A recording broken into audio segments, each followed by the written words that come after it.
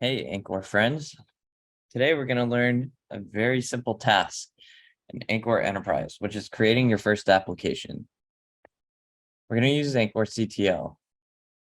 We're going to do Anchore CTL, application, add, and then we're going to give it a name. So for this, we'll call it Demo 1. You've now created your first application. You can also specify a version when adding the application by exploring the help command. This.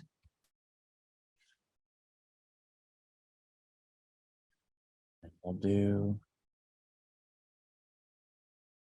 demo 1 at v1.